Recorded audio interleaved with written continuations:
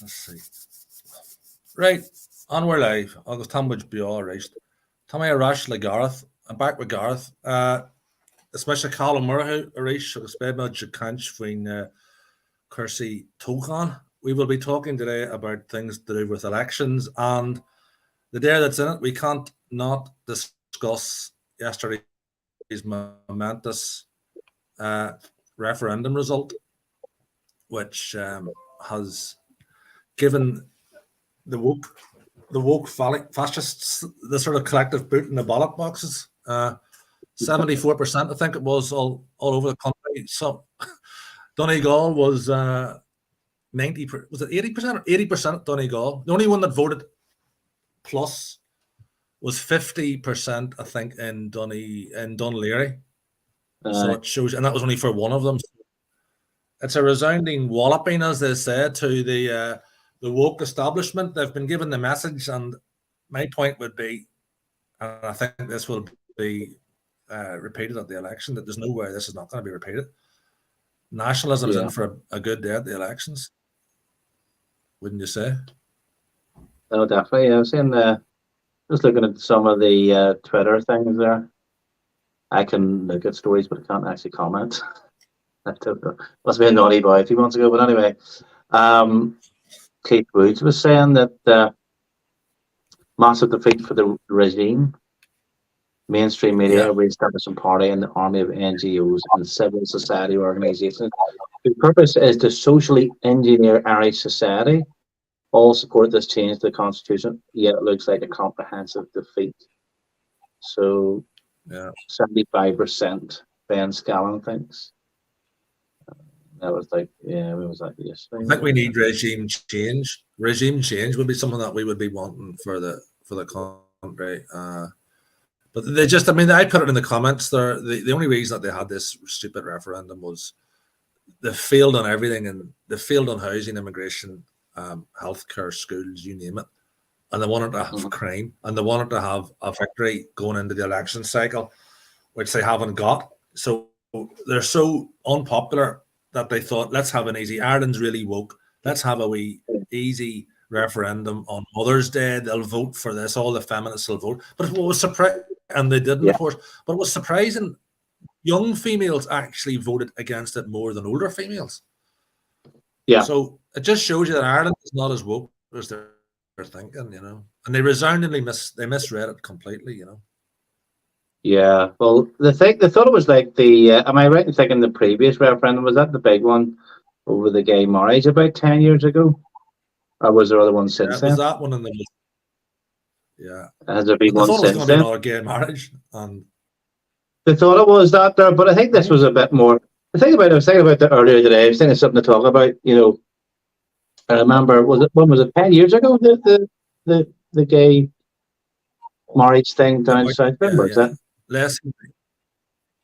But I remember it must have been about 7-8 years ago, because I remember man Graham Linehan, he was firmly on the left back then. He campaigned, him and his wife, to have the the overturn so gays could get married, and but then he realised you have to sign up for the whole package, like, you know, the trans bit.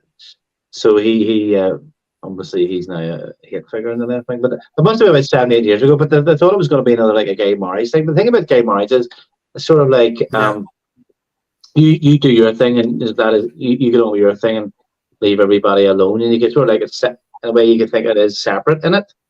But this here was like all encompassing, and it was a bit hazy as well. Even the media didn't know what the hell it was about. Very vague. But I think the hate speech, it wasn't defined. It was just totally vague. They didn't define it. It's an exercise in vagueness. No, it was referendums on family and care. So that doesn't mean anything. So obviously people have, maybe if it's actually, I think if this vote actually took place about 10 years ago, it probably would have been the reverse, 70 or 80% for, because of the trust of the government. I think in this occasion, because especially it was carry on away with this immigration. He's called everybody far right who disagree with him. You know, you buy the personal on sale. That's the old adage. You buy. Yeah. It's a slight delay. I mean, And people would have against it. The reason was to give them a kicking because they're so blinking unpopular, you know. And the reason the woke liberals, they think they're so liberal and pro-feminist and pro-women's rights. They're actually the most anti-women thing of the lot was to remove the mother from the Constitution. How anti-women can you get? but the thing is, like, I laugh at them. Like, they must have like these NGOs just sort of says we have nothing to do, so we'll just think of something that doesn't affect anybody. Like, so I mean, women have been out to work for a long time, decades and decades. I don't think they actually have to check the Constitution before they decide whether they go out to work. So I don't know if it has any relevance, but I mean, the fact that somebody can sit and think and says we're going to have a vote over something, nobody really cares about, But what is their agenda, Well, it was quite cynical. Their agenda was just to give them some sort of victory, a pathetic attempt to cling on to some little plus going into the elections, and they haven't got it. So the long faces were there from last night. They're so out of touch that they just didn't even expect us. They thought they probably would win it. Yeah, I think I'd see them just to talk a bit about. Well, go on ahead. No, I think I caught him last night. I think Sky was showing it, and he was saying he was expecting to do well about a week ago. I mean, he said the polls were saying they could win maybe a week ago. I think he's total bullshit, that man, Rodger. I mean, he's a really bad salesman. As I say, it's just him. People don't trust, so they don't think people even really looked into what this was about. The fact that he was trying to push it was enough for people to say, "No, I'm out." Yeah. You know what I mean? But I think it's just a collective. The people of Ireland have just said, "Look, enough already. Will you please stop?" They've just rejected the woke liberal dictators, and it just says enough is enough here. That they're just going on their merry way. Why don't you part of your manifesto thinking, why don't you withdraw funding from all the NGOs as well? That'd save a lot of money. Well, we'll be putting forward for that, yeah. But just to go over my, obviously I'm going to be standing in County Louth for the locals coming up, and we're very positive and excited going forward for this. But just to quickly go through some of my priorities, ending the enforced people trafficking fiasco, and it's been recognised as a fiasco by everybody. Even Fianna Fáil are saying it's a fiasco. And ongoing assault on the Irish people and culture. Pursuing a sensible immigration policy where bogus asylum claimants are removed and deportation orders are enforced. Now, we're talking about sensible immigration. We've said this from day one. It's not about race. It's about space, really. Sensible immigration means people that are here, we're going to have to work with the people that are here, including, let's be honest, Muslims and other people who they're here, they're integrating. If they're integrating and they're working hard, that's fair enough. We can work with them, but we want to have obviously controlled immigrations going forward. Some of that community have actually says they're not in favor of the crazy mass immigration either, And also we've had, if you look at England, some of the Islamic families are very against the woke education in schools. So it's very nuanced. So we're not just saying we're out and out totally against any race or any other. I mean, we've had Polish people, we've had Russian people out canvassing for us. Hungarians were at the recent rally in Dundalk there against the hotel closure. Last week, a friend of mine from Belfast was down, his wife's from Turkey. So we've had people of colour, people that are gay talking at rallies. So we're not homophobic, we're not racist, but we do want controlled immigration and we do want it enforced, Yeah. So it's not about that. That's it. I mean, you look across the water. Yeah, it's okay. Go ahead. Well, like the George thing was he's not woke, but he's worked with the Muslim community. He's obviously against the Palestine thing, and that's caused the establishment over there. They're really fearful about that.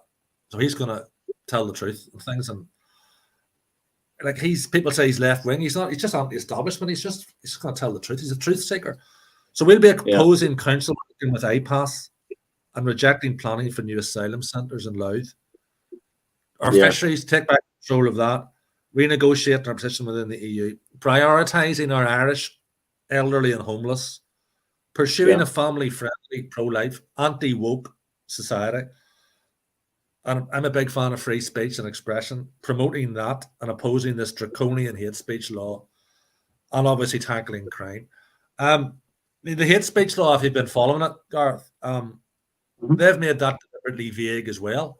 They won't define what constitutes hate speech. So basically, the guards could come round to your house and arrest you for something that you might have in your house without defining what it actually is. That's how crazy that is.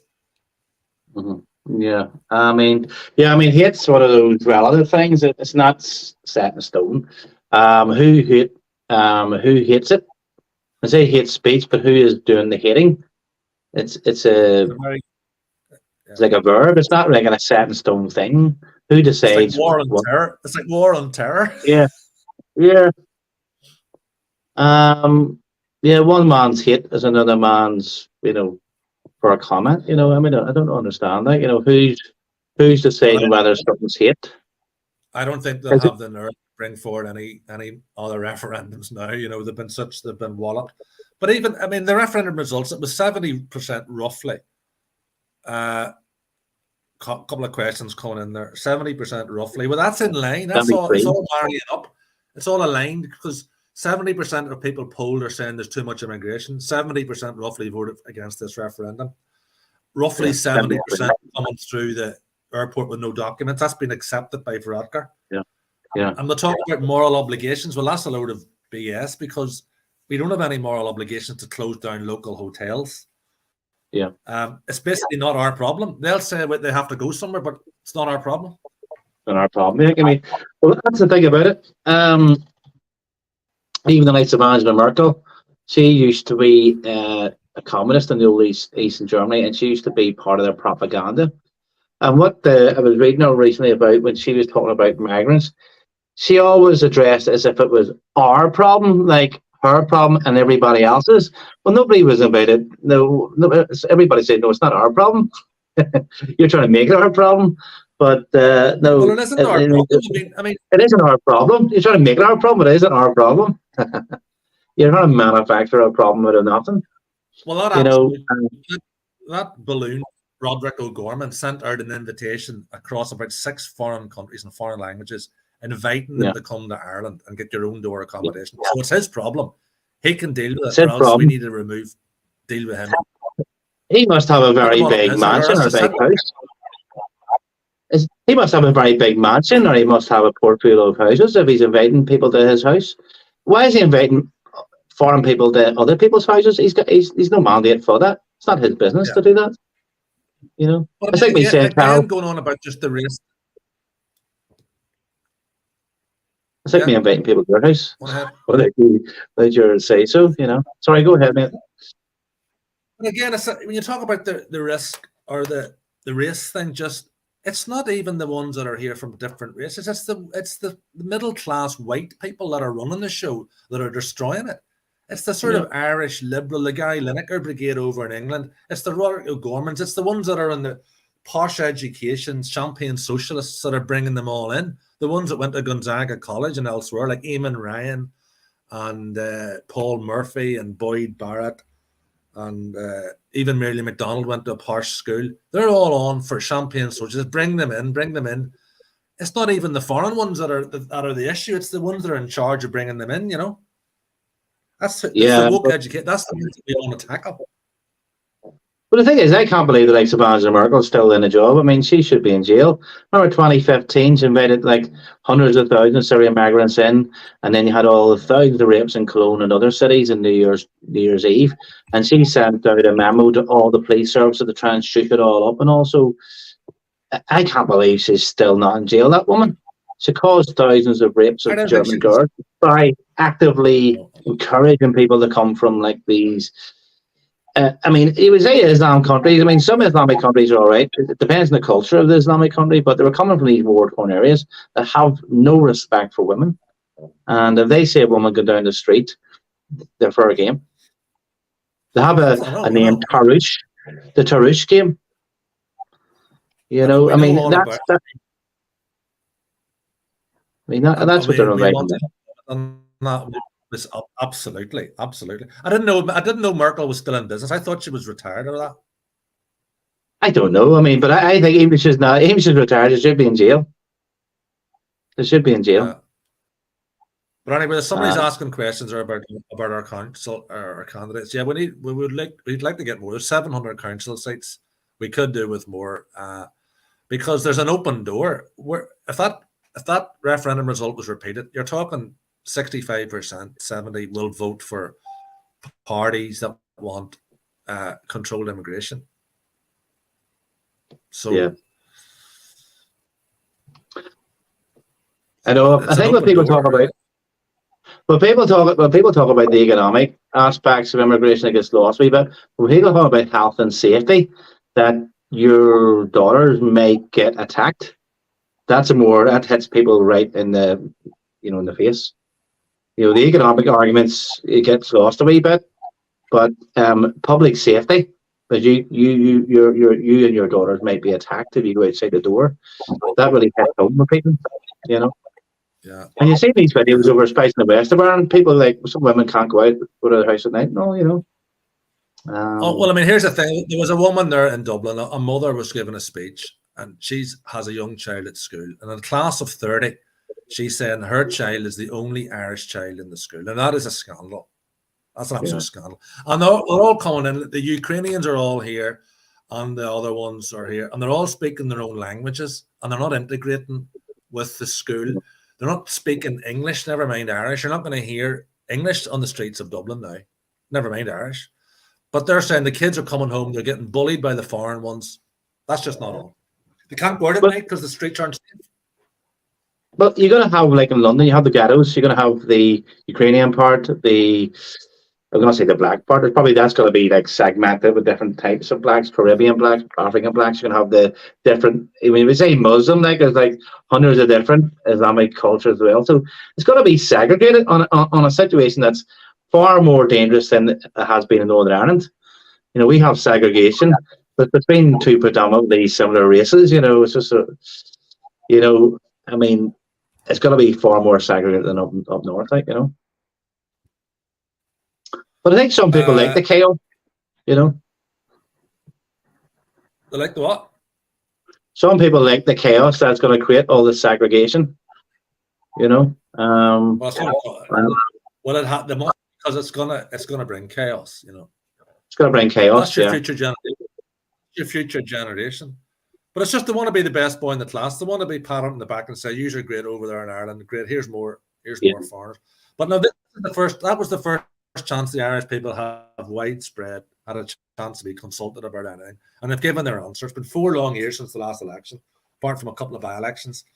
So they're going to get rid of it. They've privately conceded. Fine Gael have said that they know they're going to get a bad election. So somebody there's commented saying Louth Council 29 seats, 15 nationalists for a majority.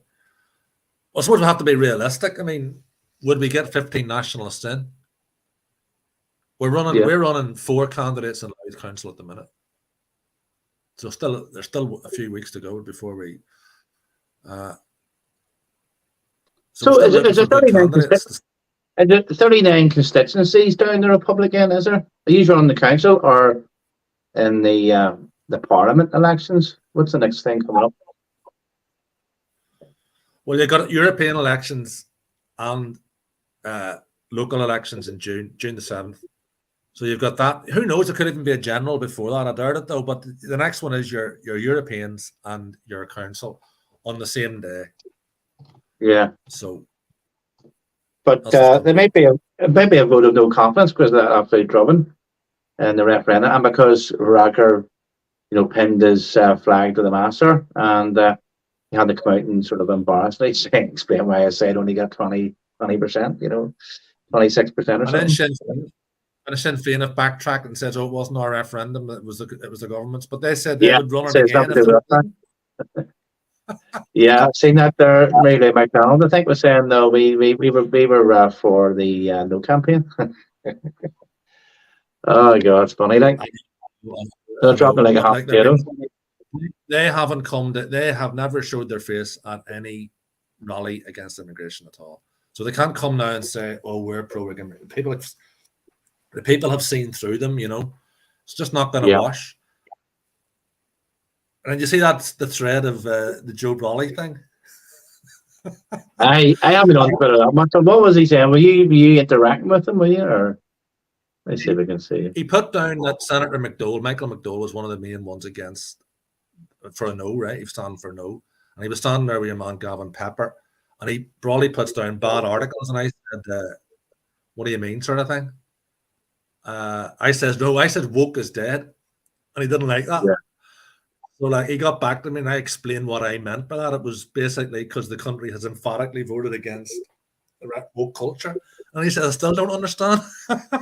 I love it. I love it when he comments on down south politics, and people write in, "Nothing to do with you, Joe Brawley, you're British." I saw that one. Yeah, I saw that. Yeah. He's slapping the face. He called Senator McDowell a bad article, but he called the guy, as you said, the guy that the alleged stabber in Parnell Square a gentleman. So he also called the well-hung black gentleman in the Devonish Arms as a gentleman as well. The strippers. Called them gentlemen as well. So visualize, a big, well-hung black stripper. I wouldn't, call him a gentleman. But yeah, it is good fun. But I mean, I think the way he goes about it in the issue, he says, "What do you think would be the establishment view?" I mean, that's what he goes about it, because he wants the establishment view in everything. And he throws a wee bit of idiosyncrasy in to try and make himself different. But it's about like the people for profit as well. They're very aligned with the establishment, so they try to make themselves a wee bit or student-y by disagreeing on certain things. Well, he reminds me of Sinn Féin. He's backed the wrong side. Sinn Féin have consistently backed the wrong side since Brexit. If they had said about Brexit, look, we actually agree with that. We want our home country back ourselves. But they didn't. They just went, Britain goes one way, they have to go the other way. So they backed the wrong side, and they're still doing it. And let's watch this space time. I think he was looking to be enrolled into the. I think he was looking to be enrolled into the BBC. Joe Brawley, to try and get some program on BBC, but I don't think that's going to work. I think he was trying to do articles about him, and who do you call him? He did some program with him, and who do you call him? Jamie Bryson, or did he just meet him or something? I did a thing with Jamie Bryson, yeah, he's all Bryson let him talk too much. Yeah, let him get away with his rambling. Yeah. If you follow that Twitter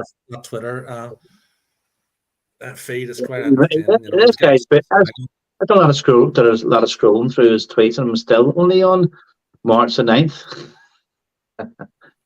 So it's interspersed with some Gaelic stuff here, so it's a strange clash of Gaelic and politics.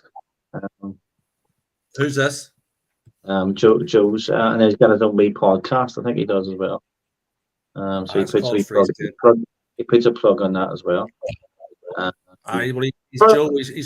He's in good company with Joe Biden, like creepy Joe, genocide Joe. In fairness, I do actually agree with him. He's got some stuff about the integrated Irish school, which is good, I suppose. With Linda Irvine, he's very against the Palestine thing. I mean, to be fair, nobody can stand over what's going on in Palestine. It is. I don't know, but the death was up to 50,000. Yeah, I mean, it seems like one of those things in the 80s. Was Arnold Schwarzenegger Running Man? You have time to escape, but you only got a small space to escape to, then you get hunted. So I mean, Palestine's about half the size of County Antrim. And you have to try and escape. They'll give you 2 hours to run away, they will hunt you. No, it's not a nice thing. And a lot of people because obviously they think, Islam's bad and they're Islam, so I'm pro-Israeli. It's a really stupid way of thinking about things, No, it's not. It's not really an Islam thing. You see a lot of media commentators try to make, Palestinians are Muslims and Muslims are bad, so we must be pro-Israeli. And Tommy Robinson falls for that one as well. Sometimes he does some good works on the grooming scandals, but he falls for that as well, easy. and a few other commentators do. Yeah. Which really I find Yeah. annoying. Like, Well, I mean, no, I don't. Connor's asking a question there. Why isn't IFP leadership serious about taking local councils? We are serious about it. We are serious about it. We need quality candidates coming forward. Gareth, there you are. You could come forward yourself. no, I'm not cut out for politics. No. No, it's not my thing. No, I like just commentating on it from the touchline. Well, most politicians were commentators originally, Oh, okay. Right. Well, anyway, look, with 3 months to go, elections are coming. We have got myself, Tracy O'Hanlon is standing in Dundalk as well. Patrice Johnson standing in Drogheda, and we've got a couple of other ones as well. So we're going to need feet on the ground. We need people out canvassing.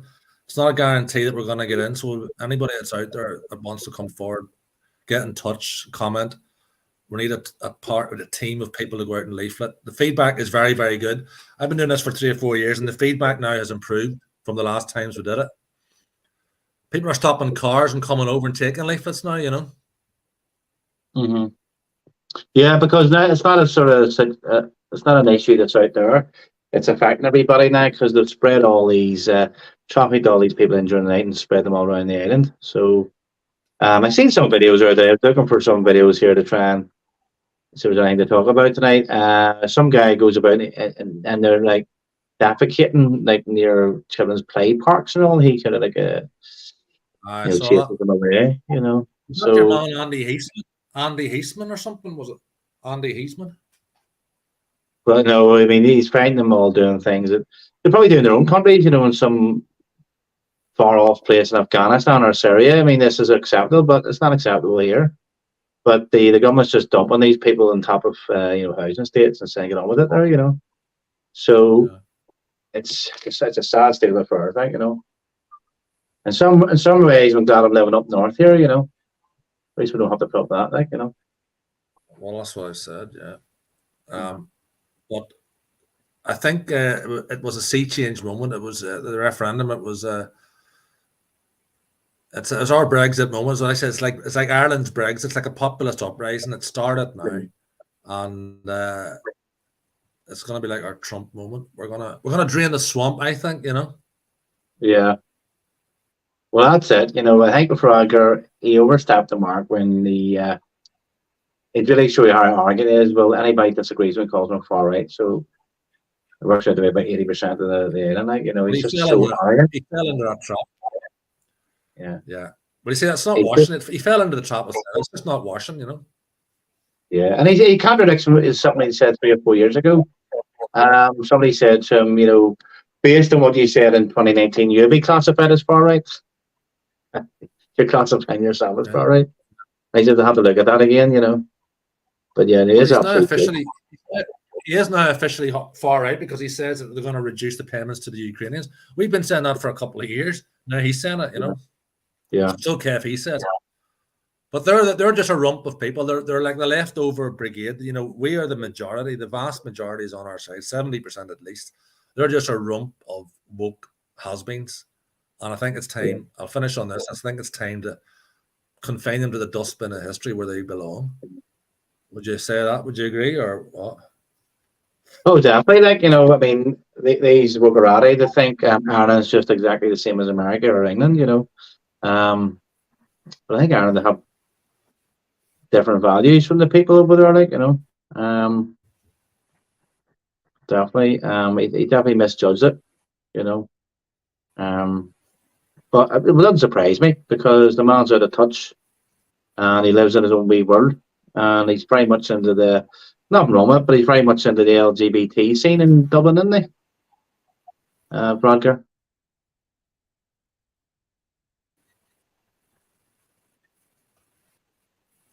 Can you hear me? Yeah, yes.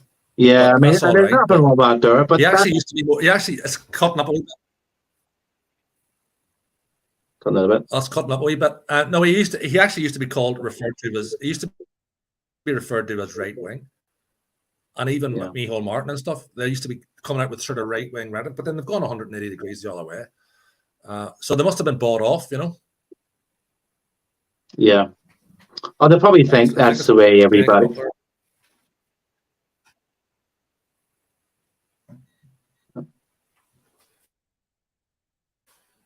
Yeah.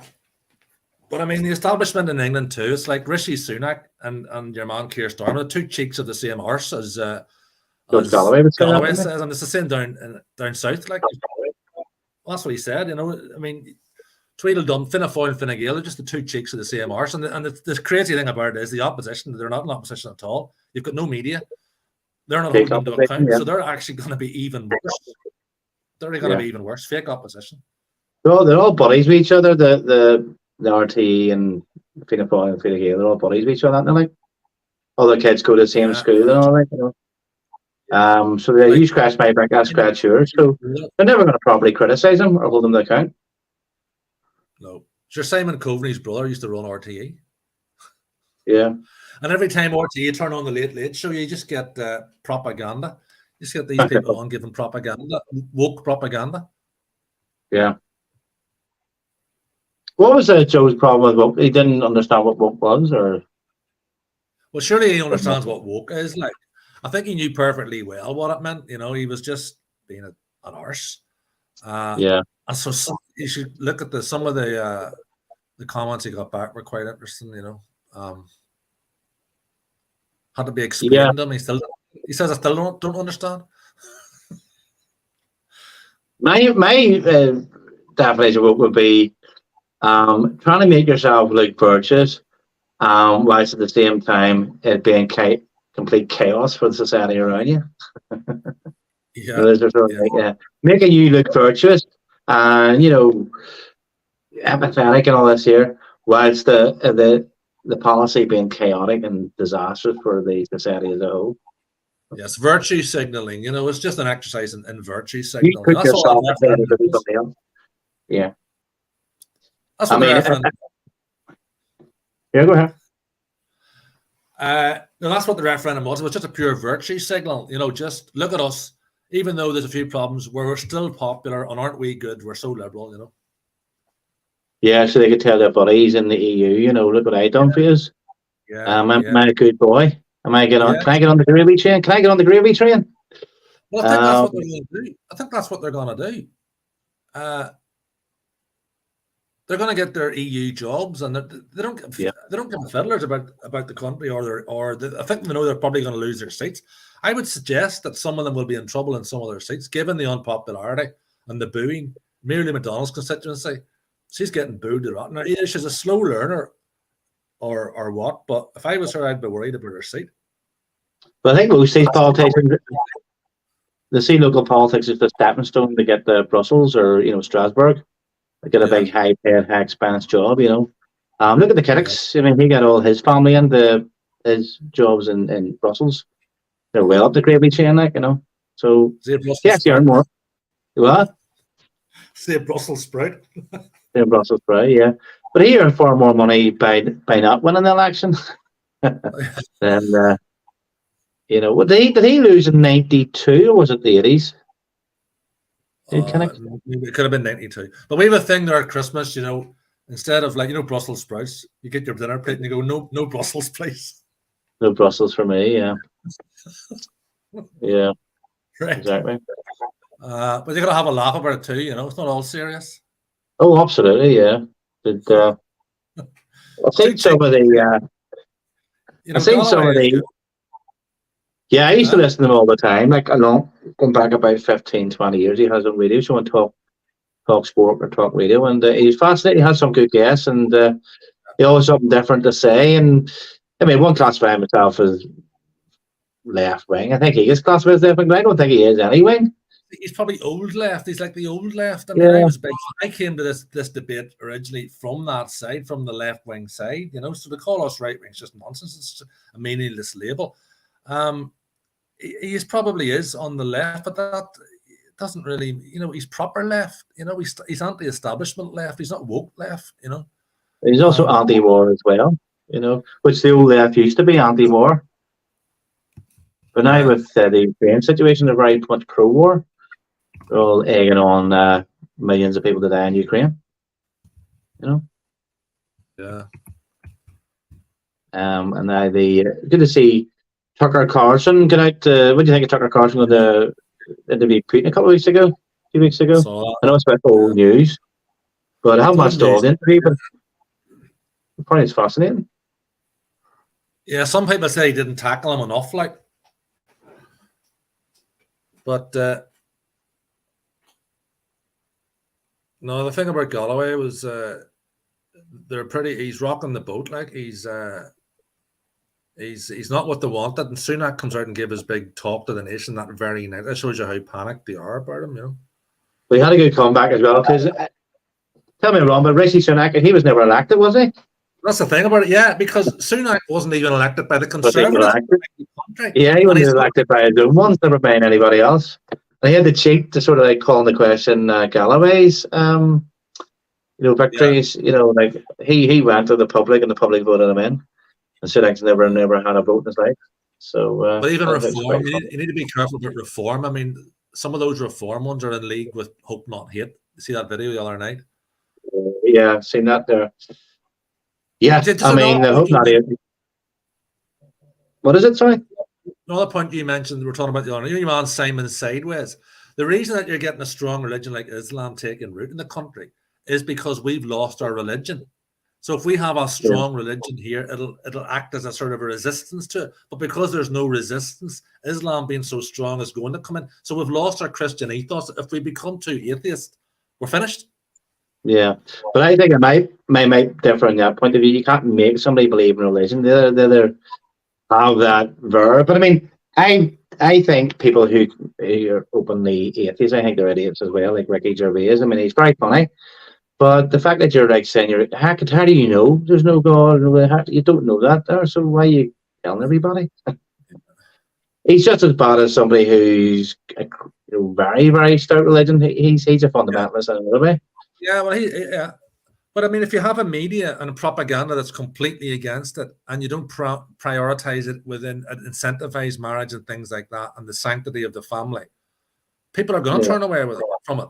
If you sort of incentivize it and promote it more positively in the media, I think people will start. And maybe if you make it, it's become, as I said the other day, it's become a bit too liberal. If it went a bit more firebrand and a bit more traditional, I think people would go back to the pews. Yeah. Don't tell Danny that though. I've seen a point of view that I think if somebody is religious for a play to them, I mean, if that makes you more spiritual and gives you more meaning, more power to your elbow kind of thing. But I don't think you can force somebody to be more religion. It's just you can't really force somebody to be religious. If they don't feel it, they don't feel it. You know what I mean? Well, I'm not saying force. I'm just saying, don't be slagging it off and don't be sort of ridiculing. Yeah. I know people in comedy will make jokes, but sometimes it's okay. It's fair game to make jokes about Christianity, but it's not. They don't make jokes. They don't say about Islam because Christianity's not going to fucking Christianity's not going to behead them. I can't imagine anybody beheading you for taking the piss out of Jesus, Well, Dave Allen would have come down and beheaded, I don't think so. Yeah, no, I mean, at the end of the day, why don't they grow up here and take the mick out of it more then, Well, that's that was the whole Charlie Hebdo thing. They try to be consistent. They go, right, we're taking the piss out of Christianity, which we usually did anyway. But obviously, when they took the piss out of Muhammad, it was a different kettle of fish. They got the Charlie Hebdo massacre, So obviously, that sent a warning to everybody, and all those comedians and all the columnists. They know not the trade. Christianity is easy and safe, but Islam's a different story. So you don't get any consistency with them. So my view is, if you're afraid of getting beheaded, well, fair enough. Well, don't criticize any religion then. But if you're so cowardly that you only criticize the ones that don't fucking kill you, then you're a bit of a coward. Yeah. You know what I mean? That's my point. Why did they grow up here and criticize all religions, instead of picking an easy target like Christianity, And that's how, I'm not saying you you have a choice to believe or don't believe. But if the media and the propagandists are constantly slagging off Christianity, people are going to turn away from it. It takes it's like your man Simon Sideways to stand up and say, "Well, I'm Christian," and there you go. Yeah. Referendum, yeah. Yeah. Right, Gareth. We've been on 40 minutes. Good chat. All about promoting the election candidacy. That's the main thing of it tonight. And we talked about the obviously the referendum result, which is a huge. It's a real. I could have put some of these comments up actually. That maybe you didn't see them there. I can maybe click on my chat comments. Let's see comments. Okay, see, I'm putting them up there. I'm putting them up there. Right. Where is DT? I haven't seen the breeders. That's how we get used to. Come on, I haven't. You can put them. Eh? 70% like on the this about 15 national lead for majority. Yeah, so 29 seats in Louth County Council. Yeah. I seen Herman was it looked like Drogheda Bridge in the background, and there was the girl who's starting for, is it Drogheda? You call her Lisa or something? Patrice. Sorry, I couldn't remember her name. And spoke very well. And obviously Herman well stoked for the referendum result there, But yeah, it's a good Philip, definitely. I mean, I've seen him a few times making speeches at some of the rallies. He's quite very, very good. So he is, Herman, he liked to hear that. Yeah. But we're on the crest of a wave at the minute. It's all positive. I mean, you're pushing an open door there, really. Yeah, I'd say so. I mean, Donegal there, 37 says Donegal was 80%. Old Irish speaking Donegal, 80% voted against. I'm proud of them, The only one that didn't, as I said, was Dunleary. And only on one of them by a 51% by like minor sort of. So I think it's kind of something about Arnie Foster. I remember saying about Sinn Féin about 10 years ago. He gave them a wee bit of give an inch, take a mile, it's like feeding a crocodile. Yeah. It's felt like with the Rokarate, they win one referendum and think we can change everything, on the back of that. Yeah. Right. Okay. Anybody else? Any more comments to make there before we wrap it up? We'll do a few more of these before. There's one there. Scotland will beat Ireland in rugby. Gareth, what do you think? You're a rugby man. No, I think Ireland they'll be quite angry about what happened at the end yesterday. They weren't playing their best, but they still should have maybe closed that game out. And I think right muscle by the English. Somebody made a wee bit of a comment about that as well. It says all these big middle class blokes from Ranelagh in Dublin won't be happy about that either, as well as the referendum result. Yeah, well, it was a bad day for fat middle class blokes in South Dublin. Well, the thing is, like the ticket prices are, I've never been to Ireland because I wouldn't be able to afford it. So it does tend to get a very middle class kind of crowd, but at the end of the day, if you love your rugby, and yes. But I mean, they do hear some. France. What is it? I saw the game. France beat Wales there. I say, yeah. The huge physical team, France. So I think just ran out of steam the Welsh in the last 20 minutes. I don't like the way that France aren't wearing the red socks. I mean, what's going on there? I thought it was Scotland when I first put it on. I thought there's Wales and Scotland.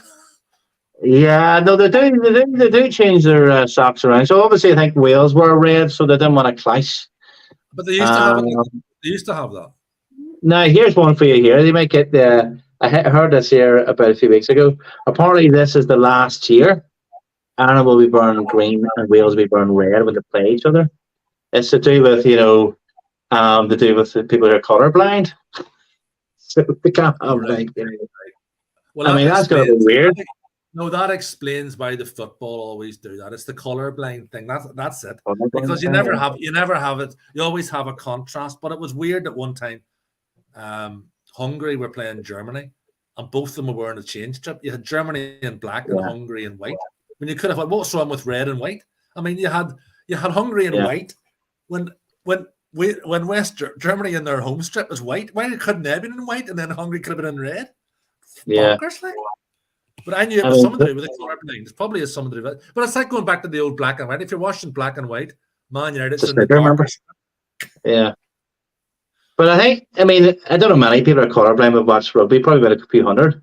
I mean, so you're changing like the whole way for a few hundred people. Like, you know, that's that typifies the whole diversity thing. We change everything to accommodate a handful of people.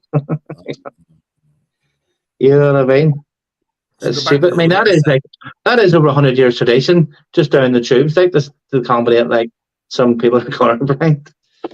I think But that's we're saying about the boys in green. Ireland never playing green there half the time anyway, you know.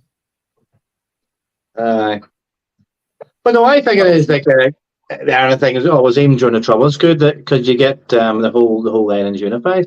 So if you're a nationalist, I mean, it is a good sport to follow because there's no you will have followed Northern Ireland or Republic if you live up north. You know, will offend anybody. You know, you don't have that dynamic when it comes to rugby. You can wear the Irish rugby jersey walking down the Shankill as well as the Falls. Well, I wouldn't want to try it. No, I wouldn't. But in theory, you're supposed to, you know. I've seen them I've seen Gaelic jerseys in East Belfast. Yeah. Well, they have a club there that's sort of like getting on, but I mean, I think it's still a brave man if you tried walking down to Nordro with a Gaelic shirt. I've seen them. I don't know if you notice as well. The media don't seem to never use the word mother properly. Even when they always say John's mum did this, and here we have two mums coming in. I always tweet and say, "Will you forever just use the word mother occasionally?" You know, it is the proper word. But they have even removed it, sort of like subconsciously taken it out of the conversation. You know. Yeah, I mean, I just don't know. I mean, even you're talking about Faragher. I mean, he's obviously a gay guy. There's nothing wrong with that there. But he had a mother and a father, and the fact that he was able to thrive whilst being gay was because of a stable, you know, mother and father household. Probably, you know, so probably. you know, if you are gay, it's actually more beneficial if you have a mother and father who can help you navigate. You know, because I'm sure it is tricky when you're young, you're growing up, and you find out you're gay. But it is beneficial if you have a two adult household to help you. Yeah. You know what I mean? Yeah. Right. I mean, I'm just wondering in the back of my head there, is this the whole trans things? Is this to do with the whole trans thing, is it? You know, you can't offend trans people. And maybe I'm wrong, but I don't know. I'm just trying to like think devil's advocate. Why? What is the whole point of this referendum? Like, you know. Well, that one there. Well, it's just woke. It's just woke on steroids. Cultural Marxism on steroids. That's what I would call it. Yeah, I think it should look into that. Changing rules to suit other people. You're saying about it's changing rules to suit the majority. I mean, if you don't like Ireland's rules, don't live in it. I mean, Ireland has a constitution. Leave it as it is. People say, "Oh, we have to reflect the modern society." Well, hang on. Why doesn't modern society reflect what's in the constitution? But modern society is shite. I don't think you should try and imitate it. You know what I mean? There's so many things in modern society. Like absolutely rubbish. Why the hell would you imitate it? Has served us right for generations, for decades. You know, and now it's all going to the dogs, and now they're going to change it to suit that. It's absolute. It's also about face. It should be when in Rome, do as the Romans do. You know. Well, the thing as well. I remember learned doing media studies way back in the day. I mean, these things go in. I mean, what is modern today could be whatever was popular 30, 40 years ago, be back in again. You go in cycles. Things that isn't popular, they'll come in again. So this constant having to change whatever the current thing is. It's the notice leaders did a good thing. Is people are just obsessed with the current thing. You have to do what the current thing is. So they were trying to emulate a guy who self-immolated, burnt himself over Palestine because he was just, the current thing was Palestine. So he thought, he was, well, his death's not going to attract anything. So he burnt himself for nothing, more or less. I'm a bit cynical about it, Yeah. But people just follow whatever the current thing is. Yeah. Well, it's like the COVID was current thing, and that Ukraine was the current thing. Then the Israel Palestine, Ukraine flag out, go and clap for the COVID nurses now. That's the thing, Yeah. All right. But the Constitution is there to stop people just obsessing over the current thing. Yeah. I'd be happier just leaving it as is. And it's very cynical the way they do it as well. They always do it. Vote no, seen as negative, but no to retain the Constitution. They should say, do you want to retain the Constitution? Yes. Do you want to change it to do this other stuff? No. They should be the no's. You know, Sky says the Irish public were voting on whether they should modernise the Constitution, which is very propagandized kind of word in it. Modernise. What's modernity come with it? You know, it's synonymous with being, you know, forward looking, progressive, you know. So they're probably saying if you don't vote for it, you're backward, you know. It's the way it's marketed, yeah. That's the way it's marketed. You know, it's like if you want to be to modernize it, you have to do this, you know. There's a comment there, Gareth, for you. Like to see Ireland get their old flag back as their old national ensign, the Erin go Bra one. I would go along with that, yeah. Because I think the tricolour is just too controversial. The green, it's hated by the unionist community. It's only borrowed from the French anyway. The Erin go Bra would be less controversial. The proper green with the harp on it. Yeah, I would say that would be a better flag. I think it would be more acceptable maybe to the unionist community. You know? Yeah, I think it's got the harp in it. It's got the harp in it, which is like a unionist thing as well. But I mean, like, growing up in, like, as you know, growing up in the during the Troubles, like, unionists, you know, they're very hard. But with rugby, you know, the fans go down and they stand for the soldiers song. You know, that's been on from decades and decades. So you don't want to, like, destroy that respect. They have a lot of respect for the Irish culture. So I think we shouldn't try and cold house them too much, you know. But that, I remember. We were talking about the what we call a film, 2003. What do you call it, about the Irish when they went to America? We're talking about in terms of immigration. What do you call it? Remember? What do you call that film? Gangs of New York. Gangs of New York. Sorry, I went blank there. And you used to have these boxing matches between the Irish and the Italians. You know, who just come in after the Irish, like, you know, and you seen that Ireland go Bra flag and the Italian tricolour and the Ireland go Bra flag, you know. That's probably right. That's probably right. Yeah. No, I do think the tricolour is a bit controversial. You have to be pragmatic. I mean, another flag that would be better would be the St. Patrick flag. Nobody knows what it actually is. It's the red and white cross. That's the St. Patrick flag, and that does have buy-in from both communities. Does have buy-in. I mean, even in a very loyalist area where I am at Clock, that's one with a C in County Down. I mean, they have Union Jacks and Northern Ireland flags all year round, but see, St. Paddy's Day, they do have the St. Patrick's flag, the actual, you know, the saltire, the railway saltire, which is the St. Patrick cross. So they're actually the only ones. People that go around with a tricolour and all this green paddy wackery, that's not Ireland at all. I mean, like St. Patrick wasn't around Mount Slamish with his tricolour, you know. But the St. Patrick's flag goes back 500 or 600 years. The tricolour goes back about 150 years, you know, and it is looked at as the IRS flag. So I think a wee bit of thought needs to go into that, you know.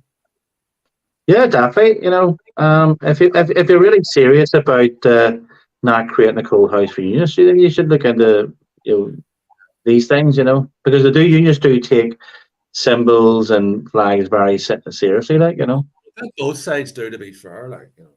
Yeah. But yeah, I know what you mean. I understand that. But at least in the rugby, they do bring out the Ulster flag as well as the tricolour. They do bring out the original Ulster flag.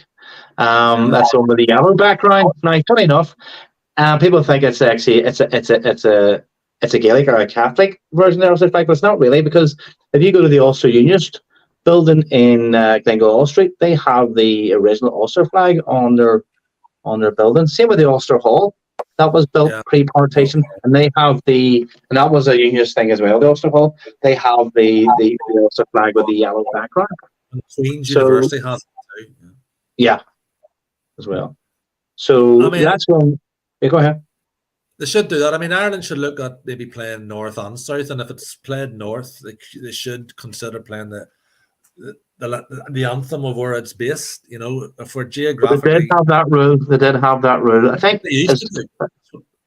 As recent as 2007, they were going to play God Save the Queen. I don't know playing against Italy, but they just ruled it out and just play it. But that their song, the Have Ireland's Call, a lot of people don't like it, but it was created as just a way of getting around the controversy. I think it was designed. Phil Coulter, remember Phil Coulter from Derry? Great musician. But I saw a documentary about it. It says before they had that, before they even played, they were in the first World Cup, actually. They didn't know what to play. They played the Rose of Tralee. Rose of Tralee, that's right. Because that their soldier song was only supposed to be played if the game was in Dublin out of respect for the president, and they're only supposed to play 30 seconds of it.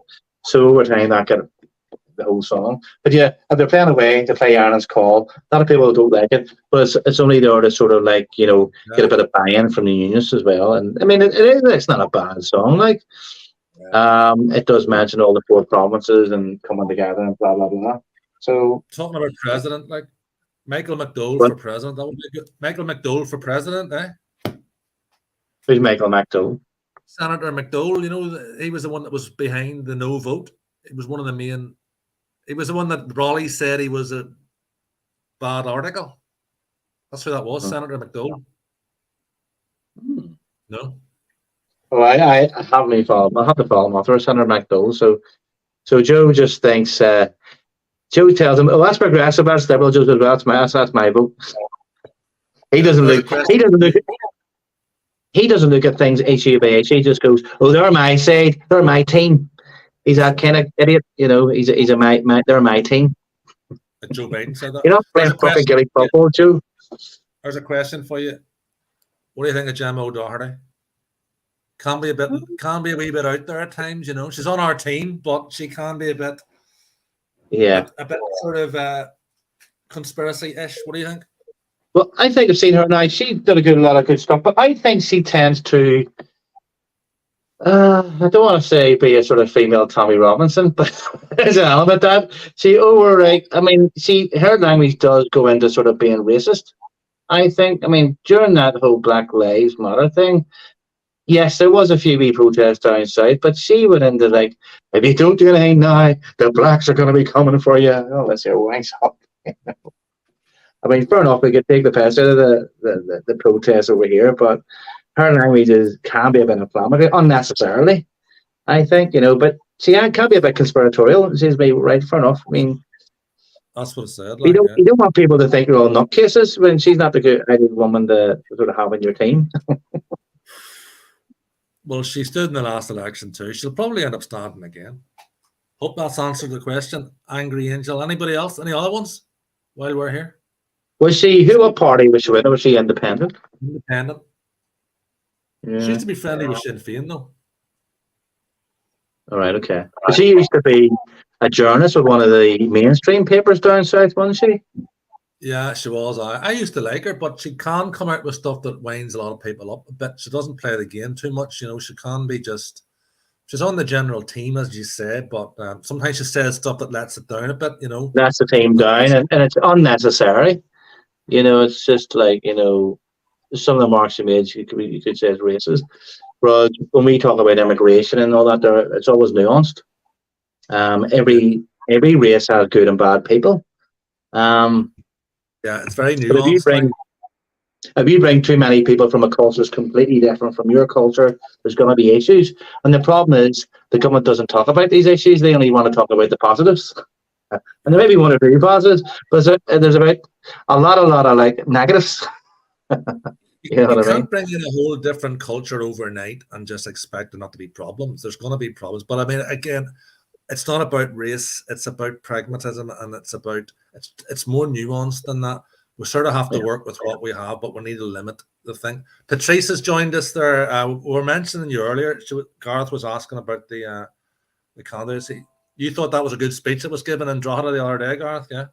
Yeah. I seen two was last night. I was just looking for news articles there to prep for this podcast here, and I seen her and Herman, and forgot her name, so apologies there.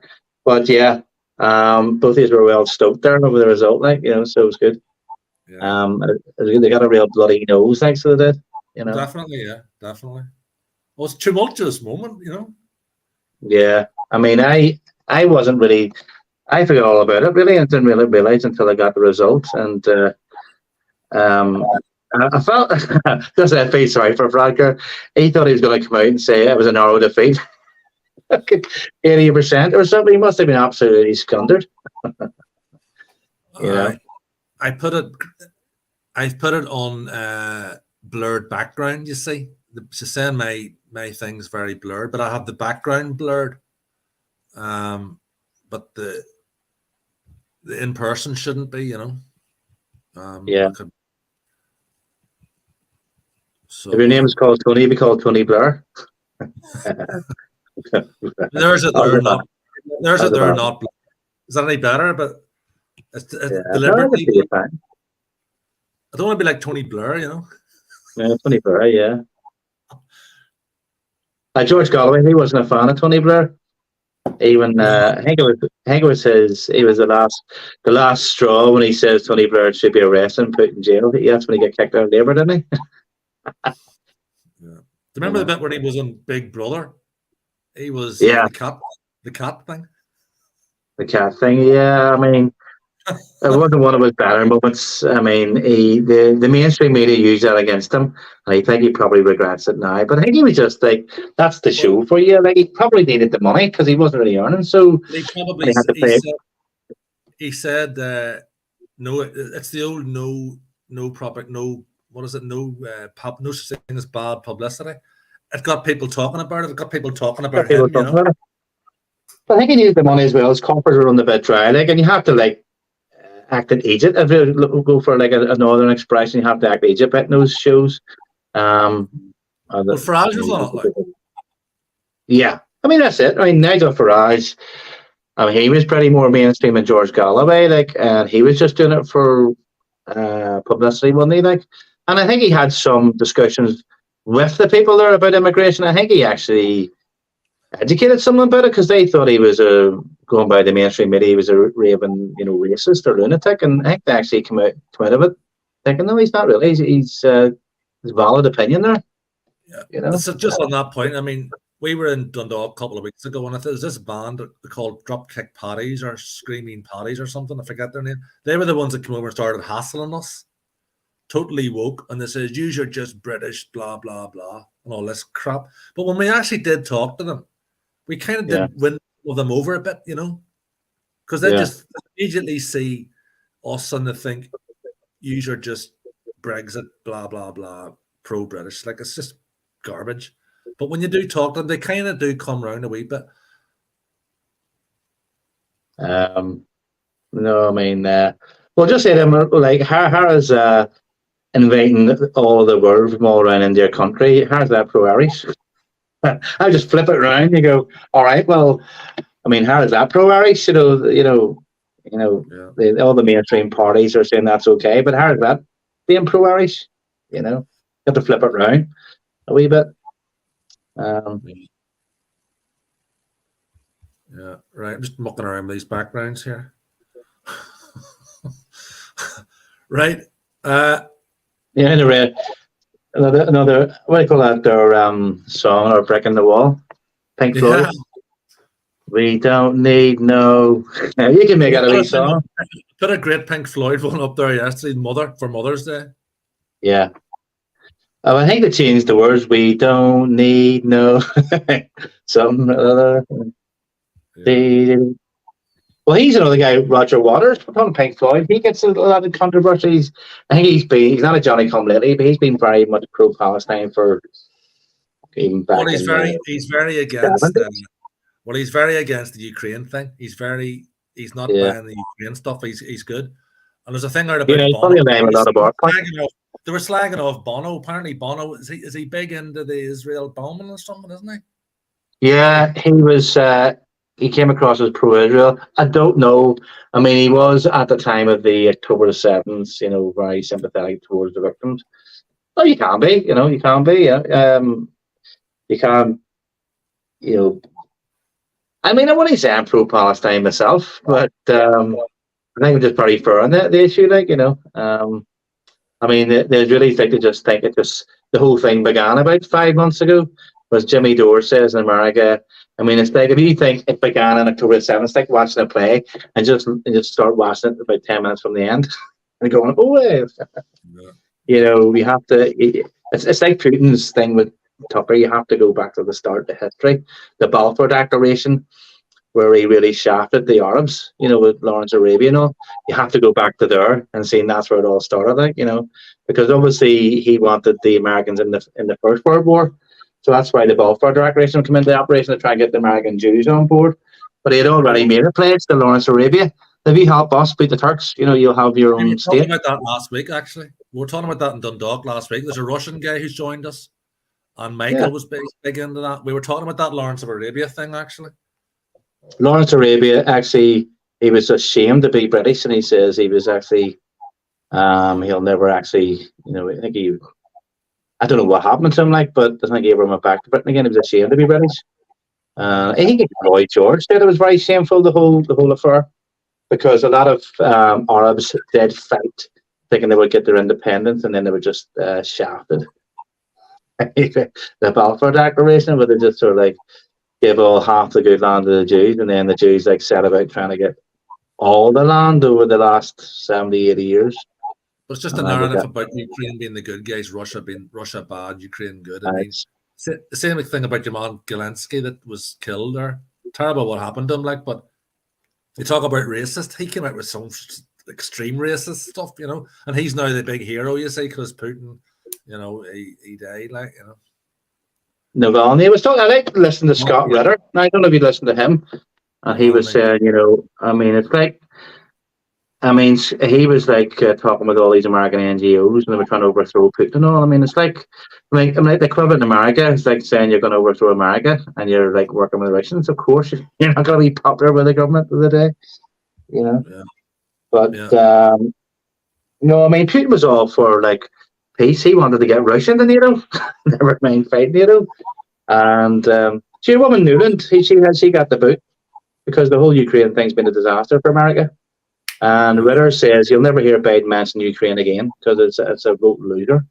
So they've just completely abandoned Ukraine, not giving them any money. If Biden had any sense, he would say he'd try and end the bloody thing and then say, "Look, there's a victory. I brought peace to Europe." Yeah. I can't see I'm amazed he's actually standing again. Vote for me again. Look at the world war. Look at the world. Vote for me again. Well, he can't even mention. He can't even mention Ukraine again because that's a vote loser.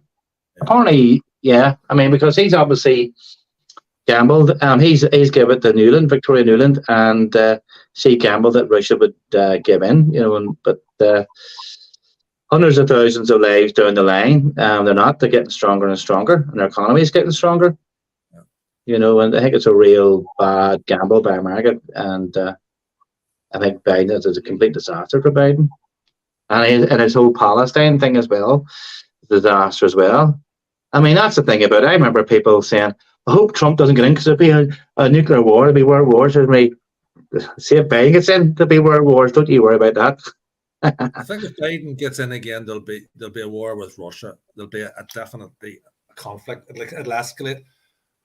But I think if Biden gets in again, I think it won't even matter what Irish referendum the result is. His world will be over. Yeah, I'd say because he's not pushing that policy. He's just there's people behind him are just completely nutcases. And I think if you want world peace, I think Trump's good to go that way because he understands it that peace is really really good. Yeah. Right. Look, put on over an hour, Gareth. I'm going to wrap it up here. Thanks very much, Gurmila Moyaga. Thanks for everybody that called in. That was enjoyable. Good crack. Yeah. Good chat. Yeah. Main thrust of the thing is our candidates. We've got Patrice joining us. He's the candidate for Drogheda. I'm Dundalk. We've got other ones as well standing. We're looking more throughout the country. There's still areas that we don't have ones. I'll put the thing in the comments that shows the map. And still a bit of time to go yet. Still 3 months, but that'll go in quite quick. Okay, right. Slán agah. Thanks to everybody. Thank you. Right. See you guys. See you, Garth. See you. All the best. Bye. Bye.